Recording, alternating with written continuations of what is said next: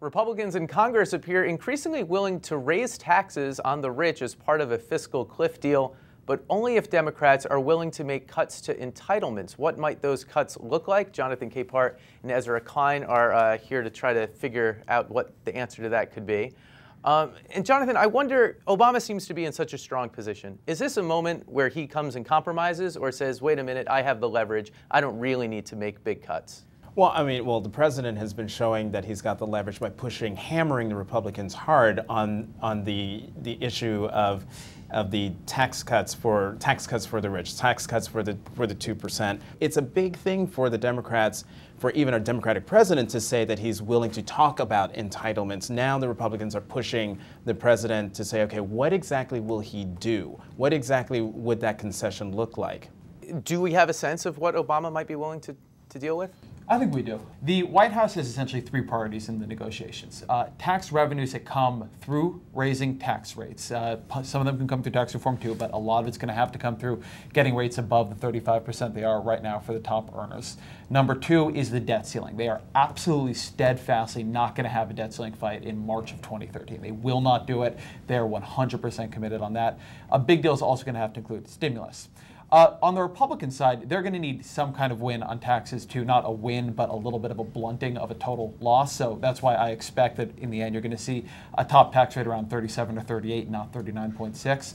The two major entitlement trophies they want, so to speak, are an increase in the Medicare eligibility age from 65 to 67, and something called chained CPI, which its major effect would be to slow the cost of living increases in Social Security. And the White House is open to these. They need enough revenues, they need a debt ceiling answer, but if Republicans are willing to come to the table on that, everything I'm getting from inside the negotiations says the White House will be willing to deal those things away. But you're basically saying the White House has two non-negotiables. One, rates need to go up, and two, we have to figure out a different way to do this, the debt ceiling, which otherwise would come up at the beginning of next year. Exactly. And we think Republicans will agree to both of those? I didn't say that. Well, do we? I think they will agree to tax rates. And the question is going to be how long can they get a debt ceiling increase for? Right now, the White House wants to basically end the debt ceiling forever.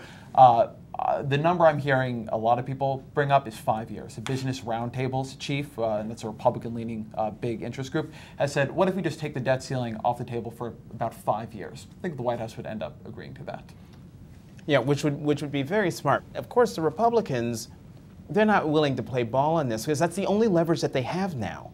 It's a loaded gun. I mean, as I've written, Congress is all about, they can't get anything done unless they put a loaded gun to their head. Playing politics with the debt ceiling is playing Russian roulette. Well, and they argue it's the only leverage they have to try to get spending cuts. Right, spending cuts or anything else from this Democrat. I think it's laughable. I think their theory here is laughable. The Republican doomsday plan is you do nothing in the fiscal cliff except for the tax cuts. You try to get Obama's leverage on taxes away by capitulating.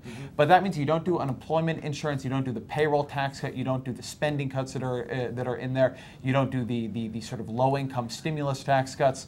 So you're going to have most of the vast majority of the fiscal cliff's contractionary impact happening anyway. Now we move into the new year. The Republican plan in the new year then is having done that, and now we're entering into maybe a recession, now markets are panicking. They, in a very, very unpopular position, are going to go and demand Medicare cuts, unpopular Medicare cuts that even now they are very unwilling to specify.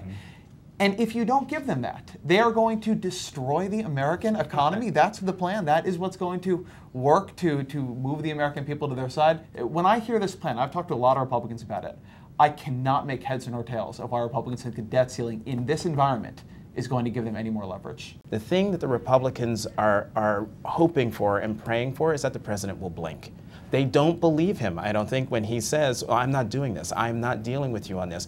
And from the conversations that I've had at the White House, the conversations you've clearly had with folks in the administration and at the White House, this president's not going to blink. And so it's up to the Republicans to decide, when they will determine, enough of the debt ceiling talk, let's actually come to some sort of deal.